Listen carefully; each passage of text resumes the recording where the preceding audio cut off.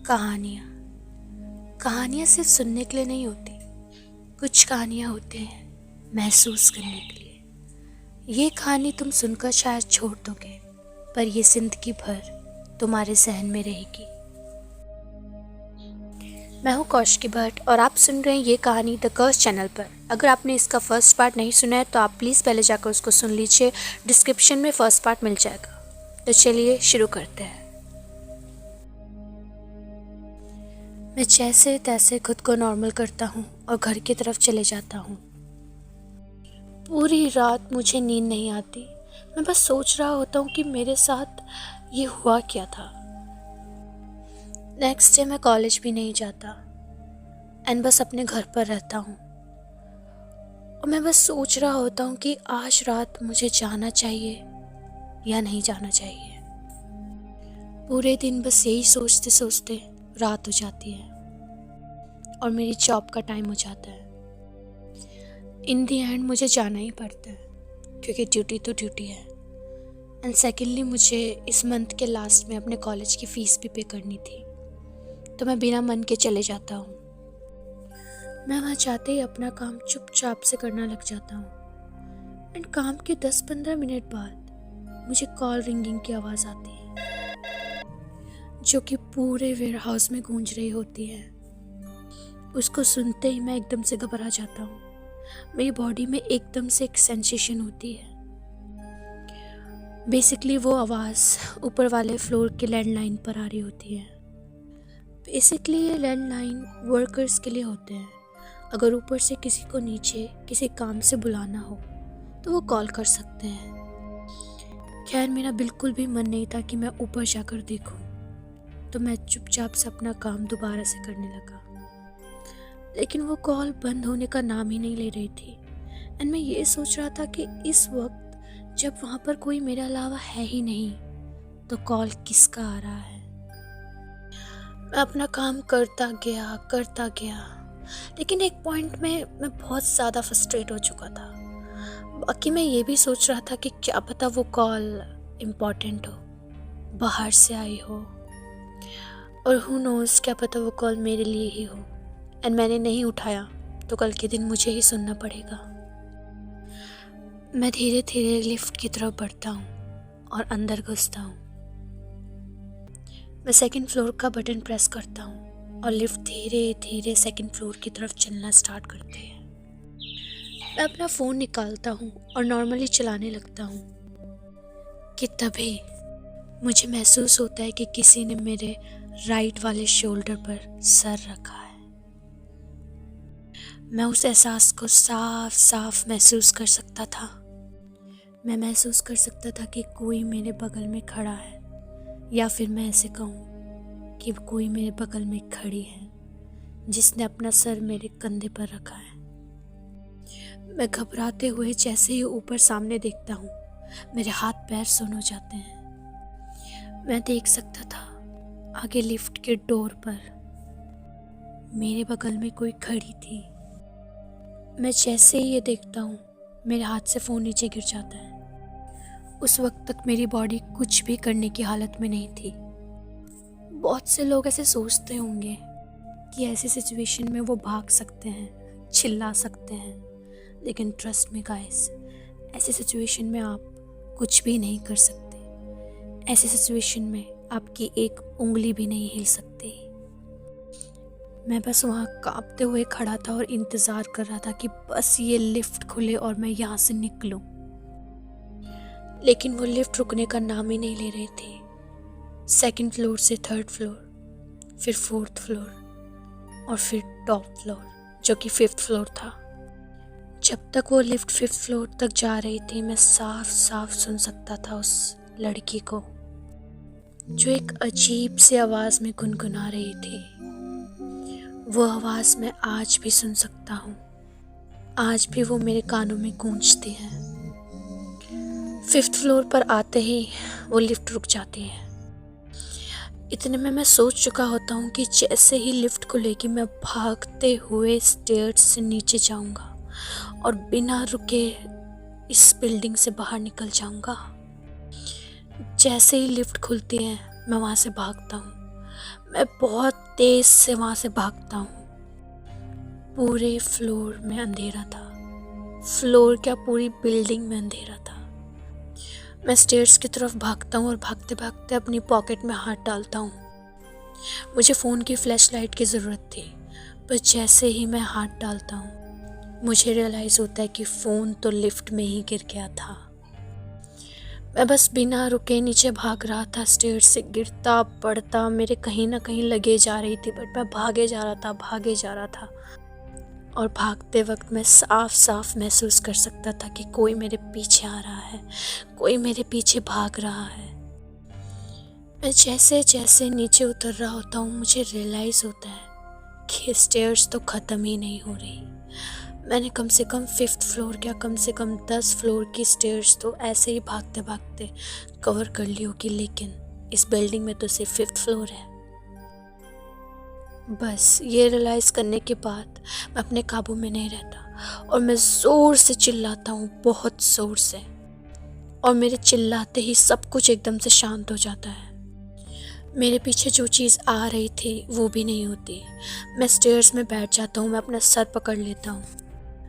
मैं बस वहाँ बैठकर खुद को कोस रहा होता हूँ कि मैं क्यों वापस आया, मैंने क्यों डिसाइड करा कि मैं यहाँ पर वापस आऊँ, इस मनहूस जगह पर। मैं ये सब सोचते सोचते रोने लगता हूँ, लेकिन मुझे फिर से वही गुनगुनाने की आवाज़ आती है, एंड दिस टाइम वो नीचे से आ रही होती है।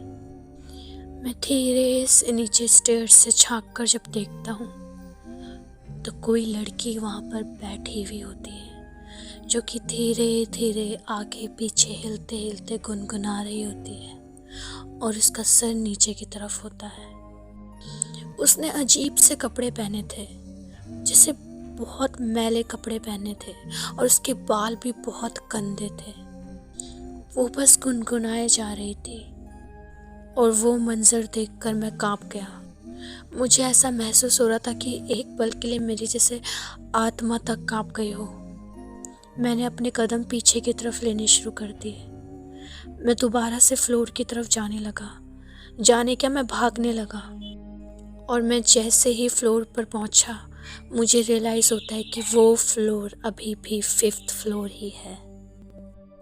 मेरे पास अब सिर्फ एक ही ऑप्शन था, लिफ्ट के अंदर से अपना फ़ोन निकालना और फिर अपने दोस्त को या किसी को या पुलिस को कॉल करना।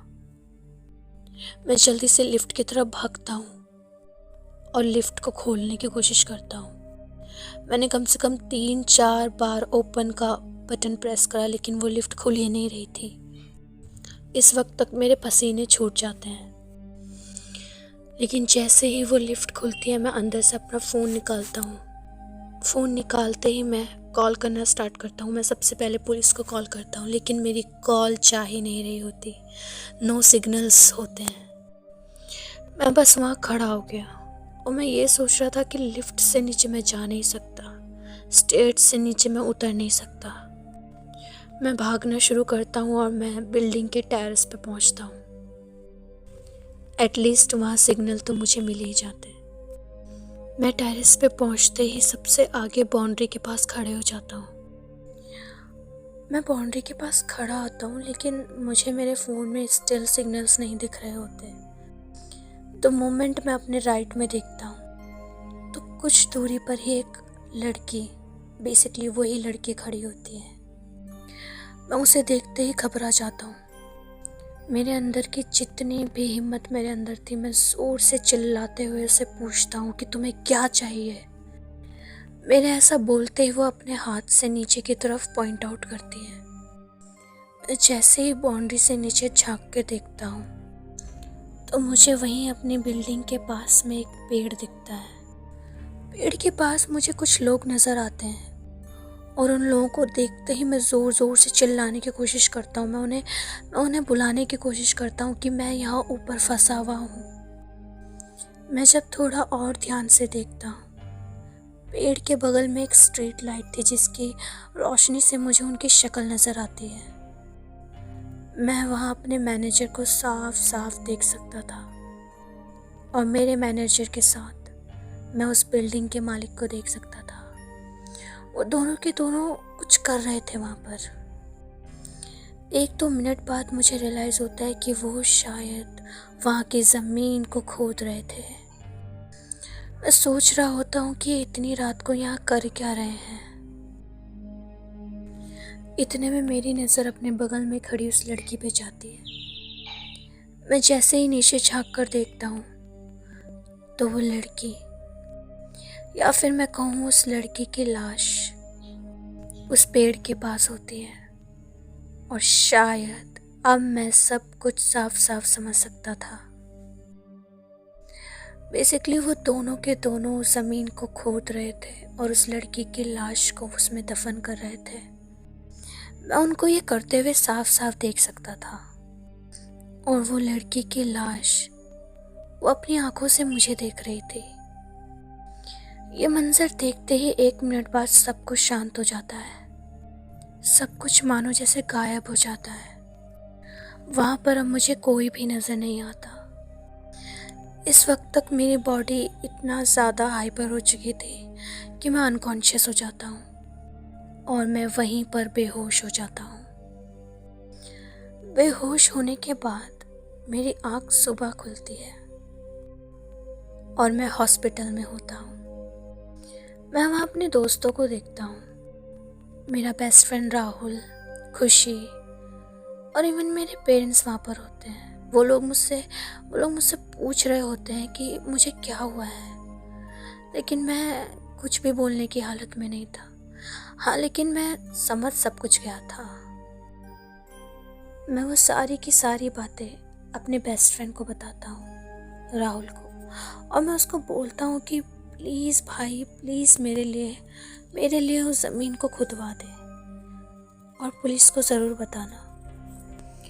थोड़ा बहुत कन्विंस करने के बाद राहुल मेरी बात मान जाता है और अगले ही दिन पुलिस की इन्वेस्टिगेशन स्टार्ट हो जाती है।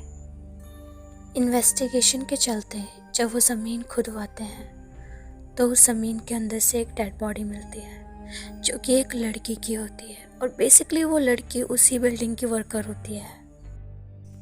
1-2 दिन में मेरे मैनेजर को अरेस्ट किया जाता है।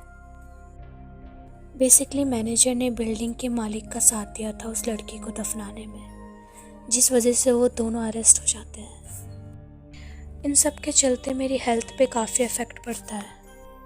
मेरी आज भी मेडिसिन चलती है। मैं अब एक अच्छी खासी जॉब करता हूँ और एक अच्छी सैलरी के साथ करता हूँ और अब मैं नाइट शिफ्ट की तो सोचता भी नहीं। नाइट शिफ्ट, पार्ट टाइम, इन सब से मैं दूर ही रहता हूँ और अपना काम वक्त पर कंप्लीट करता हूँ जिससे इसकी नौबत ही ना आए। हाँ, उस वक्त फाइनेंशियली मेरी काफ़ी चीज़ें ख़राब थी, लेकिन अब मैं एक स्टेबल लाइफ जी रहा हूँ। मैं ये कहानी आपसे इसीलिए शेयर कर रहा हूँ कि मेरा थोड़ा सा बोझ कम होगा।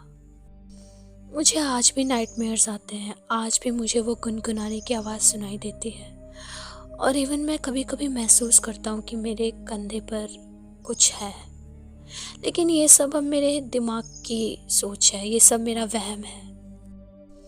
क्योंकि कभी कभी कुछ चीज़ों को हमारी ज़रूरत होती है जो बिल्कुल हमारी सोच के परे है। तो अगर आप भी नाइट शिफ्ट करने का सोच रहे हैं तो अब शायद आपका डिसीज़न डिफरेंट होगा। So guys, this was the story, hope you like it. ऐसी हॉरर स्टोरीज के लिए इस चैनल को सब्सक्राइब करिए, लाइक करिए एंड शेयर जरूर करना। मिलते हैं नेक्स्ट स्टोरी में। If you are brave enough, keep listening the curse channel.